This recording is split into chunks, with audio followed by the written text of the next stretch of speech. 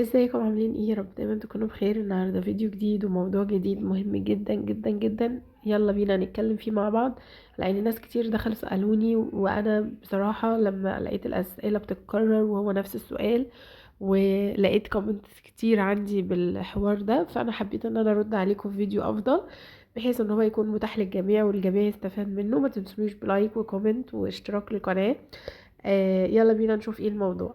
دلوقتي في سؤال منتشر جدا بخصوص يعني تقديمات المدارس والتحويلات والكلام ده كله، ان في ماميس كتير عايزين يحولوا لولادهم. كانوا مثلا ابنها او بنوتتها في مدرسة لغات، في مدرسة عربي خاص، تمام؟ يعني هو بيدرس مواد بالعربي كلها، مفيش غير مستوى واحد انجليش اللي هو الكونكت، بس في مدرسة خاصة، تمام؟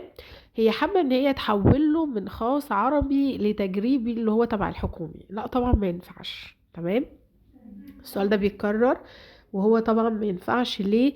لان طبعا الحكومي التجريبي ليه شروط. حضرتك ابنك دلوقتي مثلا في تانية ابتدائي او تالتة ابتدائي او اولى ابتدائي عربي، عربي خاص، تمام؟ هيحول ازاي التجريبي وهو ما عندوش فكرة عن اللغات؟ من شروط التجريبي يا جماعة عشان تكونوا عارفين، اللي هو الحكومي او التجريبي المميز او كده، ان هو لازم يكون واخد كي جي 1 وكي جي 2 لغات في مدرسة لغات، تمام، خاصة لغات، او في مدرسة حكومي تجريبي.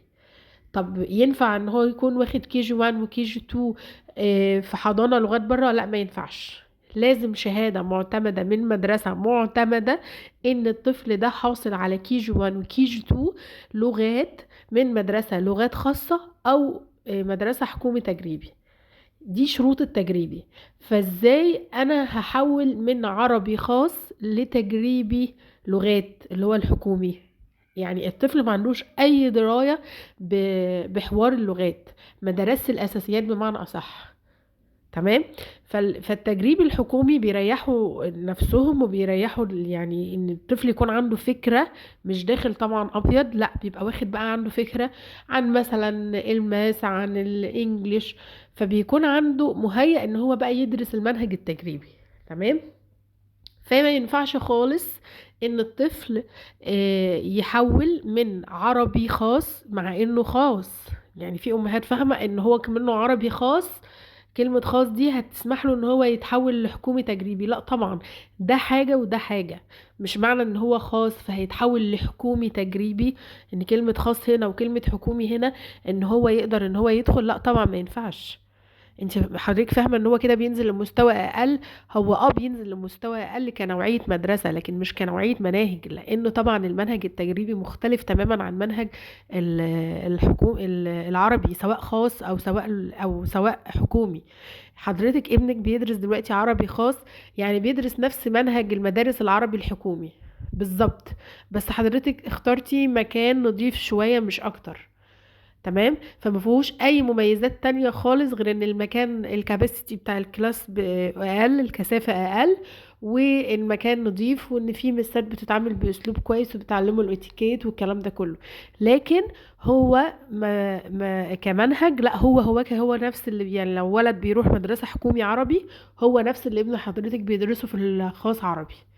منهج العربي واحد، منهج الرياضة واحد اللي هو الحساب، منهج الانجليش اللي هو ليفل واحد اللي هو الكونكت، تمام؟ طب بالنسبة لبتوع التجريبي، لا بتوع التجريبي لهم مواد تانية، بياخدوا ماس، تمام؟ الماس ده طبعا مختلف عن الحساب او الرياضة. في اساسيات كان لازم ان هو يدرسها. بياخدوا الانجليش على تو ليفلز، بياخدوهم على مستويين، كونكت وكونكت بلس. بياخدوا مادة اسمها ديسكفر، اللي هي مادة اكتشف في العربي، او مادة اكتشف في الخاص العربي، تمام؟ فطبعا ده منهج وده منهج. فيا جماعة ما ينفعش احول من من عربي خاص للغات للتجريبي حكومي. ما ينفعش خالص، تمام؟ طب ينفع احول امتى؟ التحويلات ينفع نحول. هل ينفع احول لتجريبي حكومي. طب في حالة ايه؟ في حالة ان ابن حضرتك كان في مدرسة لغات مش انترناشونال، عشان في ناس برضو عندهم لبس في الحوار ده. الانترناشونال حاجة واللغات حاجة تانية. هي مدرسة خاصة بس بتوفر عندها جزء اللغات، تمام. ينفع ساعتها ابن حضرتك يحول من لغات خاص لتجريبي حكومي. ساعتها ده هيتقبل والوضع هيبقى زي الفل جدا، والمدرسة هترحب بيه والدنيا زي الفل، تمام. كده هو دارس نفس المنهج، عنده نفس الأساسيات، عنده نفس كل حاجة، تمام. طب امتى حوله؟ مع موعد التحويل كل إدارة تعليمية عارفة المنطقة بتاعها إيه ناقصها ايه، وموعد التحويل امتى، والكثافة عندهم قد ايه، والمدارس عندهم قد ايه. فعلى حسب، فحضرتك بتبتدي تتوجهي للمكان اللي فيه الإدارة التعليمية الخاصة بيكي، وبتبتدي تبتدي تروحي تتابعي مواعيد التحويل. في هيقولك اوبشن ان التحويل مفتوح دلوقتي، وفي هيقولك اوبشن ان لسه لما نشوف الناس الجديدة اللي هم بيقدموا قد ايه والدنيا كده، ساعتها هننزل الميعاد بتاعنا. او في ناس بتقولك في شهر 9 بيبقى قبل الدراسة بحاجة بسيطة، في ناس بتقولك في شهر 7.